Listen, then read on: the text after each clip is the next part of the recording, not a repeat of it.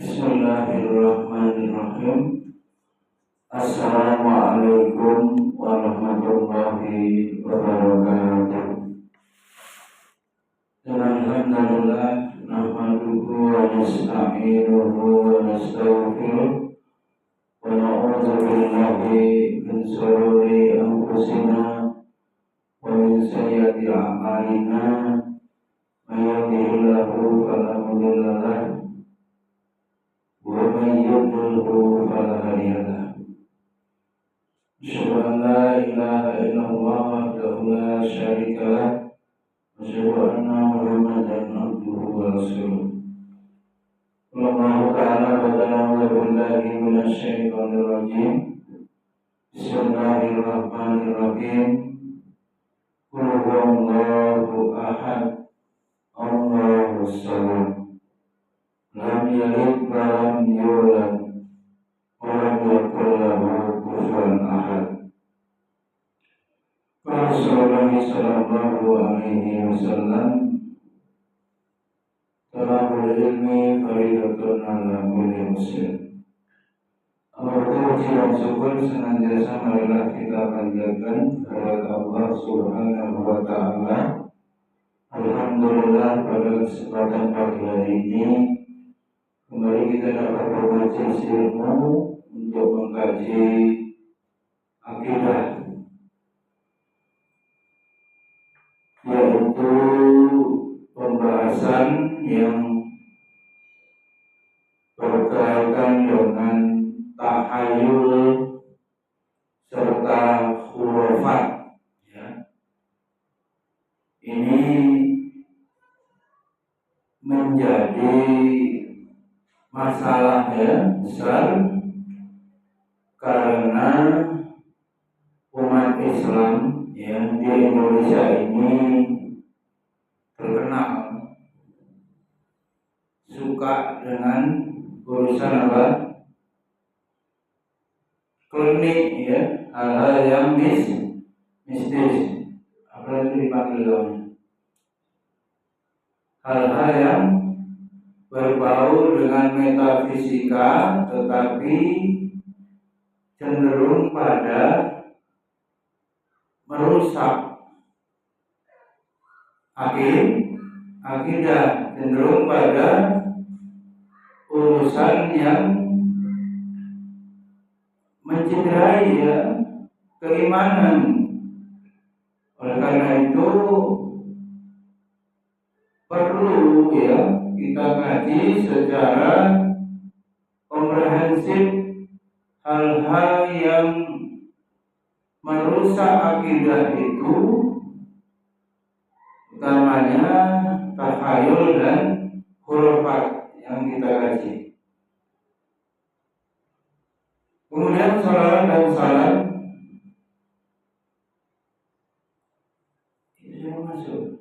kita saling agungkan kepada junjungan kita Nabi Muhammad sallallahu alaihi wasallam, keluarga sahabat, tabi'in, tabi'ut tabi'in, dan kita semua umatnya yang senantiasa istiqomah mengikuti langkah beliau hingga yaumil qiyamah. Alhamdulillah, kita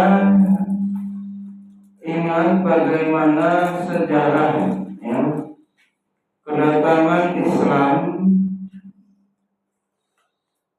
atau sebelum datangnya agama Islam di Nusantara. Banyak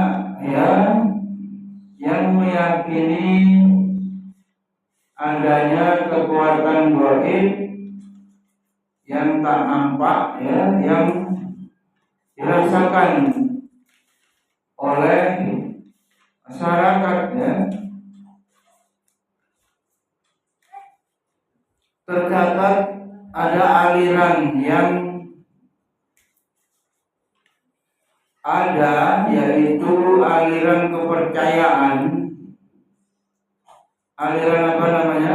Dinamisme dan animisme. Apa itu dinamisme? Keyakinan atau kepercayaan adanya tenaga dalam diri manusia, tenaga goib nih, kemudian hewan, tumbuh-tumbuhan, dan benda-benda. Ini pemahaman atau kepercayaan animisme. Jadi dinamisme ya, dinamisme itu pindah-pindah ya. Kadang di benda, kadang di orang, kadang di pohon, di hewan, itu memiliki kekuatan. Sementara selain itu ada keyakinan animisme, yaitu kepercayaan kalau jiwa dan ruh itu dapat mempengaruhi alam manusia. Jiwa dan ruh dapat mempengaruhi alam manusia, di mana ruh atau anasir halus yang mempunyai kekuatan dan kehendak, termasuk roh orang yang sudah mati. Nah, ini. Apakah orang sekarang bersih dari pengaruh ini? Tidak, jawabannya. Manusia modern pun masih banyak yang terjebak pada kekeliruan ya, kepercayaan ini. Maka dakwah tauhid ya, meluruskan akidah, membersihkan atau purifikasi pemurnian dari keyakinan ini menjadi perkara yang urgen, menjadi program utama ya, karena seluruh amalan manusia itu bisa batal dan tertolak jika melakukan kesyirikan. Lain asyrokta, dalam surat Zumar itu layah batona amaluka. Jika kamu melakukan kesyirikan, Muhammad, Nabi kita diancam begitu ya, khitabnya ayat itu, Muhammad, jika kamu melakukan kesyirikan, lain asyrokta layah batona amaluka, maka akan terhapuslah seluruh amal-amalmu. Dan termasuk kesyirikan adalah kezaliman yang besar. Inasyirka la zulmun azim. Kezaliman yang besar itu adalah mempersekutukan Allah. Belum lagi selain animisme dan dinamisme, kita tahu adanya kepercayaan kepada dewa-dewa. Segala tempat ada dewanya ya. Dewa apa? Dewa bumi ya. Dewa langit, dewa gunung. Itu meskipun menjadi bagian ajaran agama Hindu ya, tidak sedikit orang Islam yang terpengaruh. Itu masalahnya, penyembahan kepada dewa.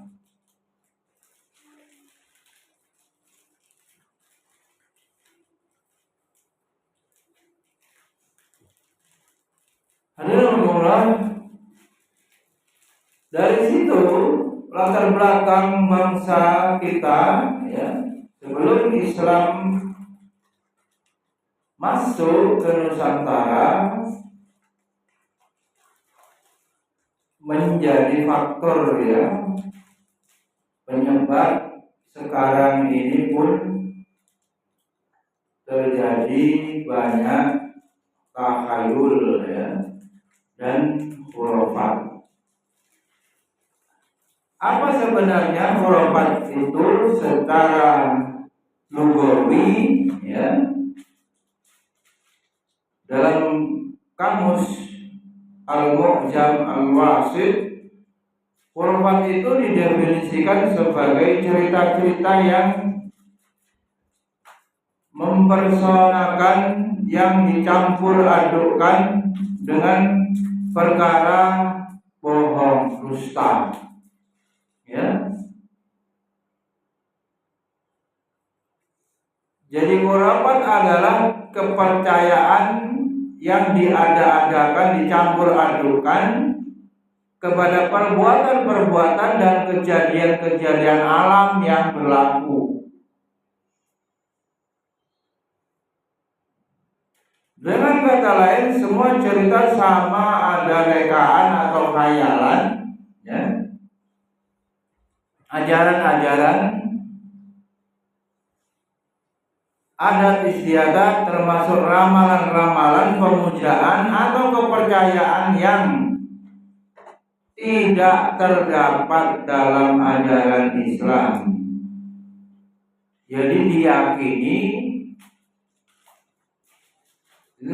dipercayai khurafat itu, tetapi tidak ditemukan keyakinan itu di dalam ajaran Islam yang tentu bersumber kepada Al-Quran dan Sunnah atau hadis Nabi, diyakini oleh umat Islam.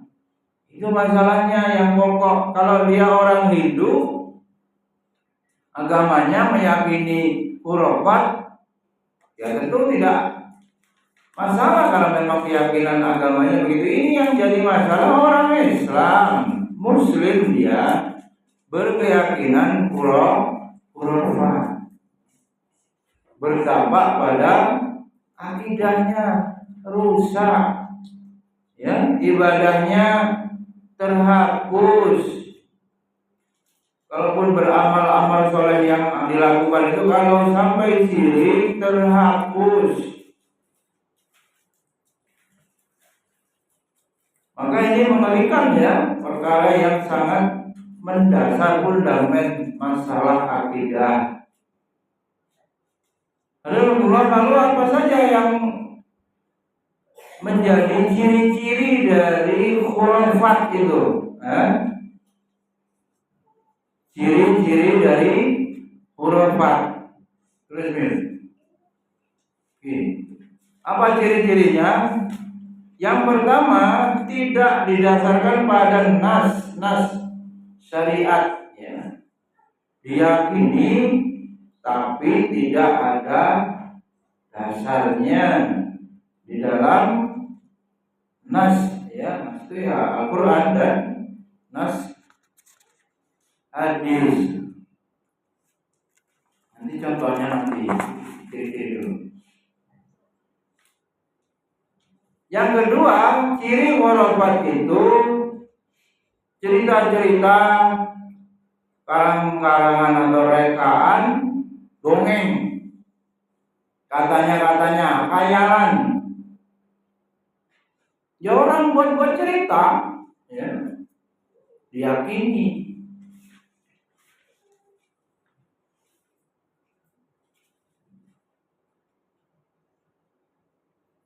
Selain yang ketiga, menggunakan objek-objek seperti kuburan, pohon-pohon, ya, benda-benda tertentu, ya.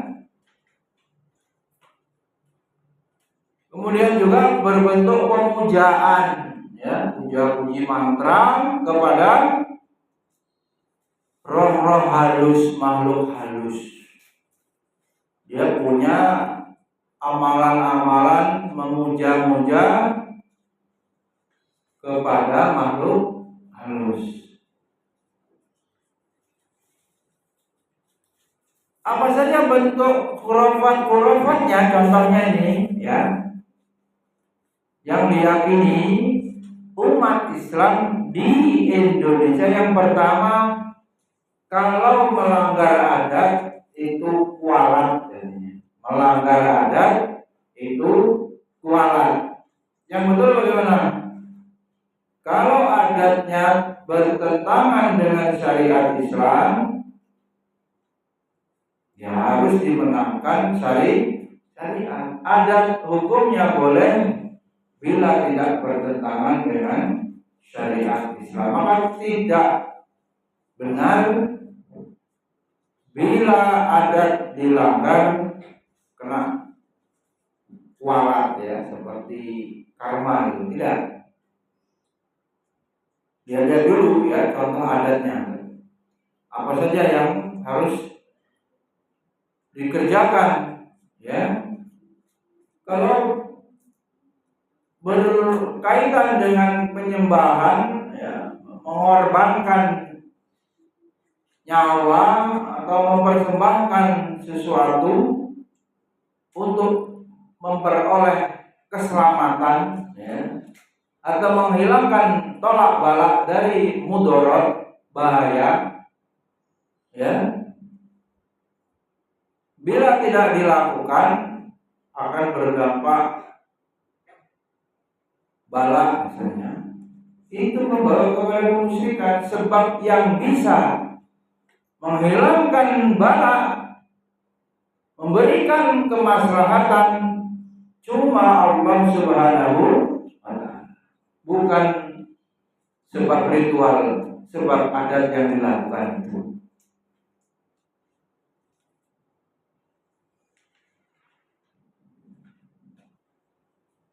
Kadang adat tasyakuran juga ada yang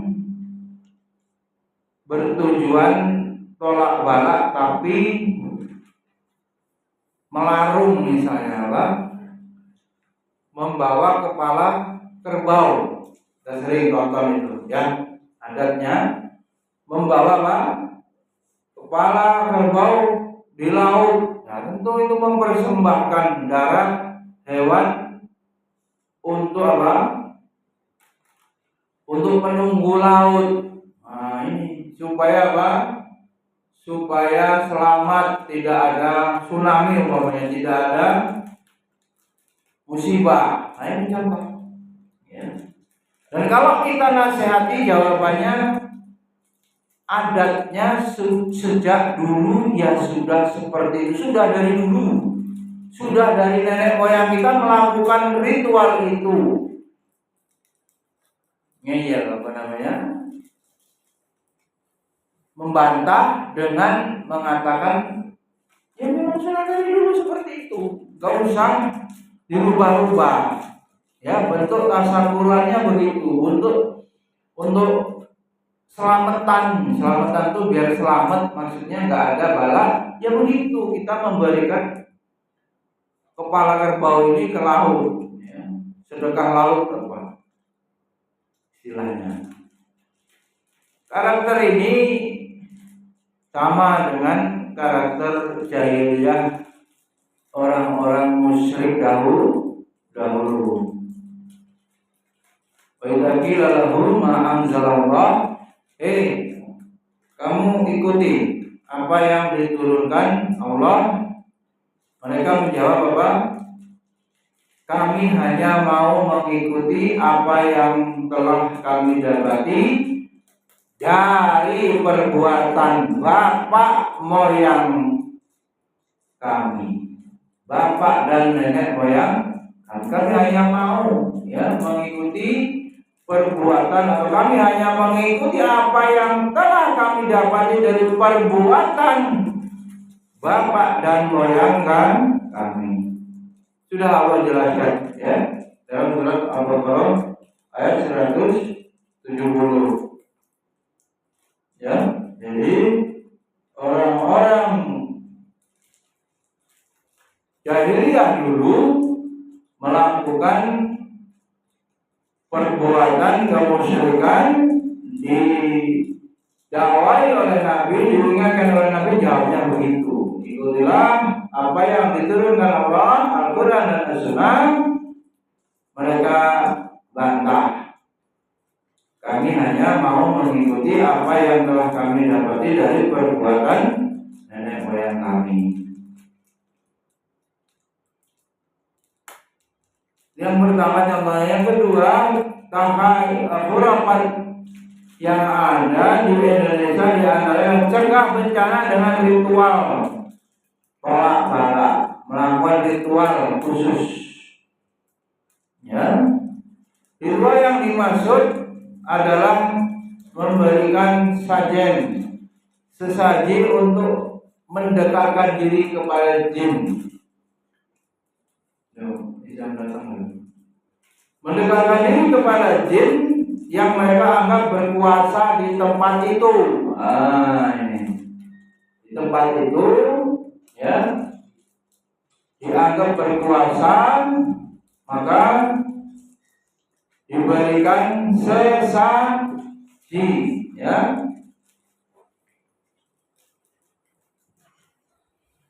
Apa keyakinannya? Jin itu yang punya wilayah, gitu. Jin itu dianggap yang berkuasa. Dengan memberikan sesaji supaya aman, ya, tidak ada musibah. Makanya tolak balak dari ritual itu. Apa keyakinannya? Seakan-akan, ya, jin itu yang mengendalikan alam. Jin itu yang mampu mendatangkan banjir, keyakinannya itu. Jin itu yang mampu menjadikan gempa bumi atau tanah longsor. Tentu ini kemusyrikan, ya. Tentu ini mempersekutukan Allah, keyakinan seperti itu. Syirik, ya, akbar, berat, ya. Orang-orang yang meyakini musibah itu dikendalikan oleh jin, ya, dia telah syirik. Bukan hanya masalah menyembah syirik itu, ya. Ubudiyah, ta'abud kepada selain Allah saja. Tapi syirik juga meyakini bahwa yang mengendalikan semua urusan itu jin, ya, itu juga syirik, ya. Sebab yang sesungguhnya yang benar secara akidah, urusan apapun ada dalam kuasa Allah. Secara akidah Islam yang benar, tidak ada kejadian apapun di muka bumi ini sampai apa dalam hadis itu, jatuhnya daun yang kering itu kecuali sudah dalam kuasa atau takdir Allah Subhanahu wa ta'ala. Enggak ada yang lepas atau keluar dari kuasa Allah, atas izin Allah, bukan atas kekuatan jin, ya, bukan atas perbuatan jin atau manusia memberikan sesaji kepada jin kemudian selamat, bukan.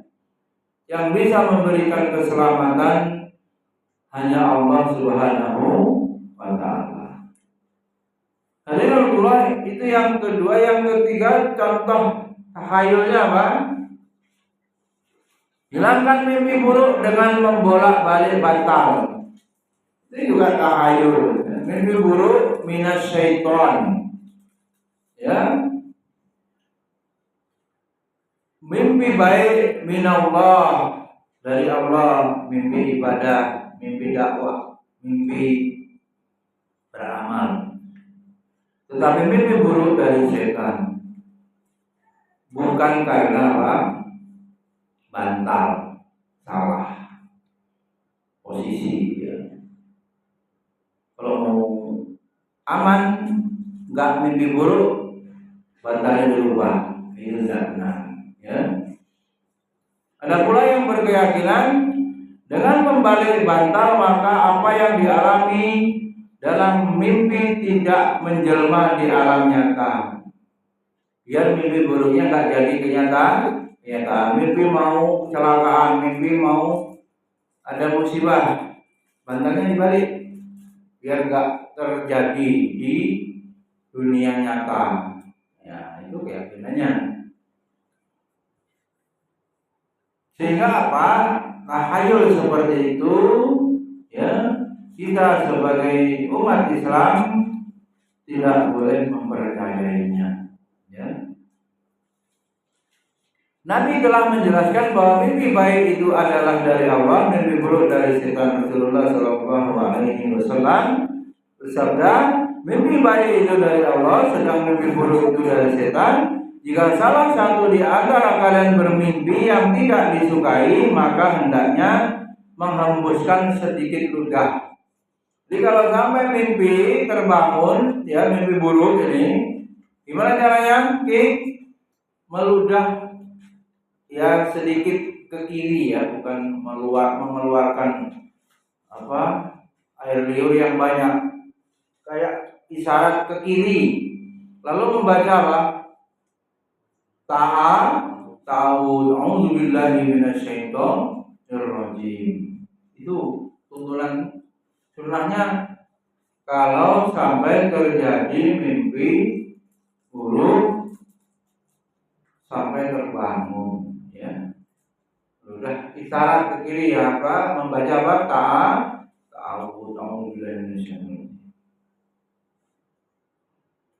Kemudian berikutnya, tahayul yang ada di Indonesia menanam kepala kerbau. Tadi ada singgung sedikit, ya. Keyakinan menanam, kalau ini ditanam ya bumi, ya. Kalau tadi dilarung, ini ditanam.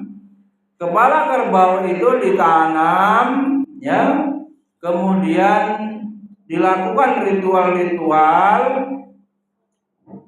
untuk peletakan batu pertama ini kalau mau apa? Membangun gedung atau membangun jembatan atau membangun apa sajalah infrastruktur. Bangunan-bangunan itu diberikan sajen ya, sesaji kepala kerbau.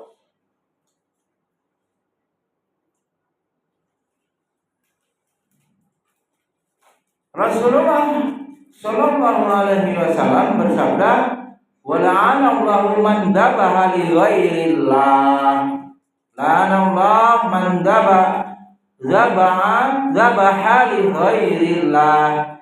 Dan Allah melaknat orang yang menyembelih untuk li ghairillah, selain Allah.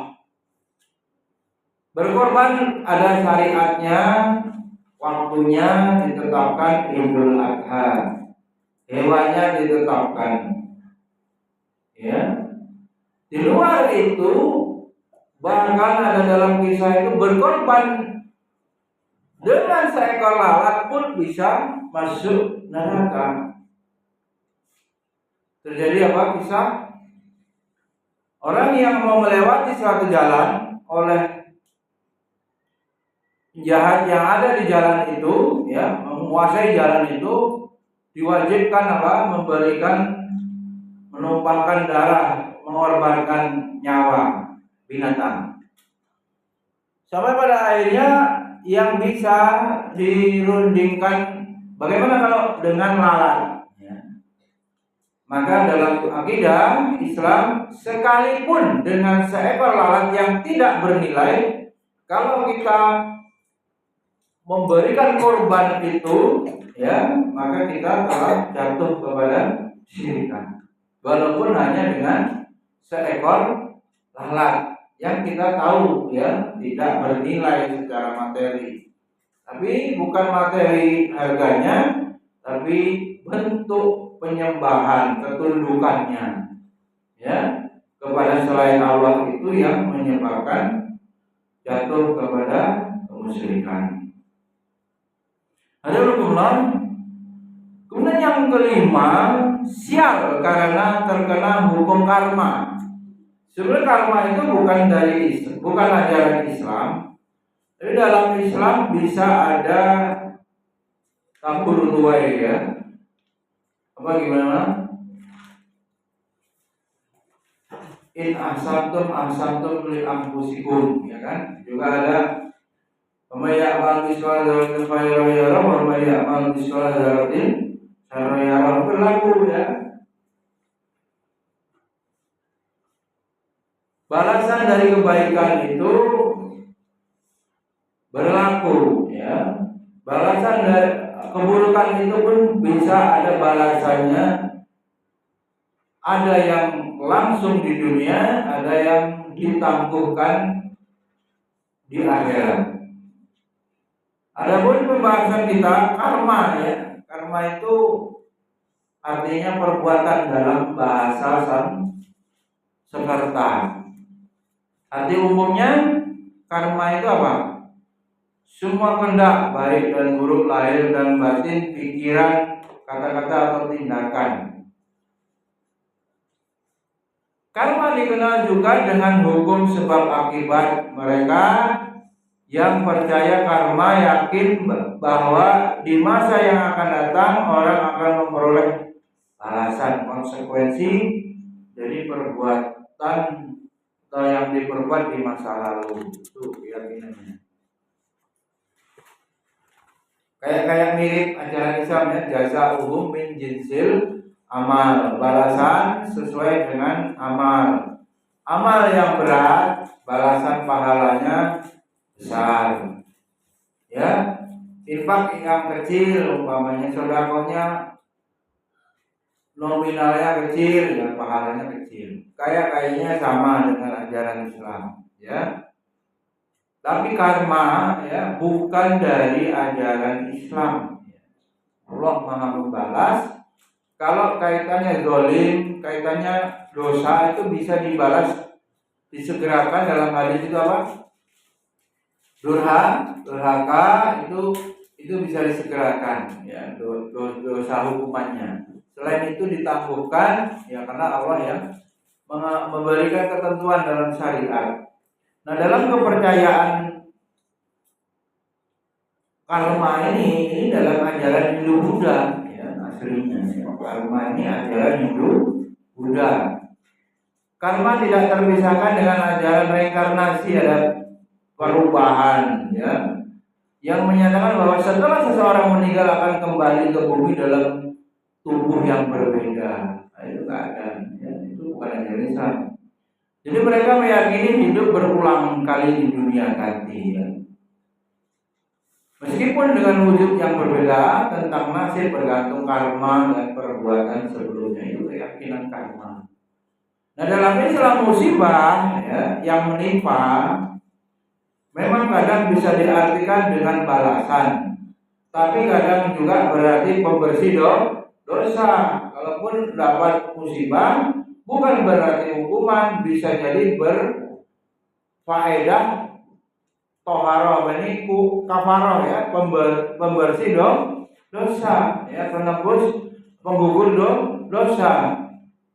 Dan kadang berarti ujian, artinya supaya orang itu keimanannya meningkat dengan diberikan musibah.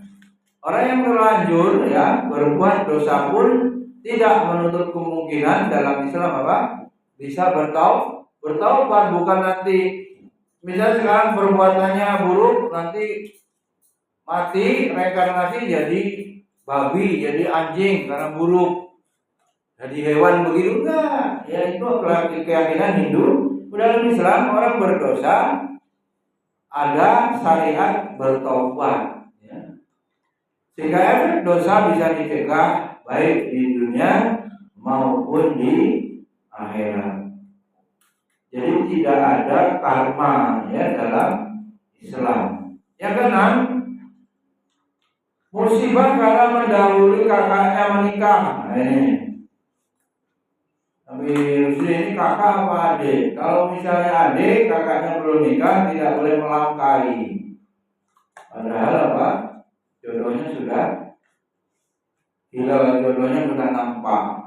Ini tidak benar ya, orang memiliki jadwal dipertemukan jodohnya oleh Allah berbeda-beda ya, terserah Allah menetapkan kapan bertemu jodohnya. Meskipun yang lebih mudah kalau sudah ketemu ya, tidak ada larangan dalam syariat mendahului kakaknya menikah. Mereka meyakini bahwa kalau terjadi melangkahi kakaknya itu nanti kakaknya nggak laku. Kayak dagangan ya, kakaknya nanti nggak ketemu jodohnya. Dan juga adiknya dianggap menerima akibatnya karena lancang melangkahi kakaknya menikah. Sebagian yang merasa terpaksa melanggar adat itu mengharuskan sang adik untuk mengadakan ritual pelangkahan, ya. Melangkahi itu ada ritualnya. Adapun dalam Islam, menikah itu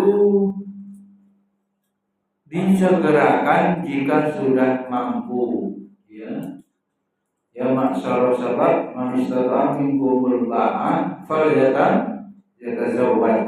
Para muda, kalau kamu sudah mampu, maka hendaknya segera menikah.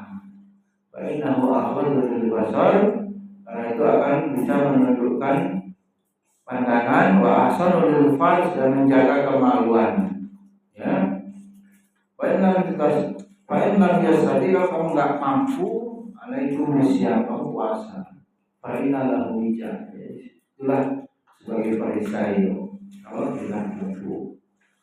Maka secara akidah beda-beda jodoh beradik kakak. Tapi kalau selisihnya cuma setahun atau 2 tahun, ya kan?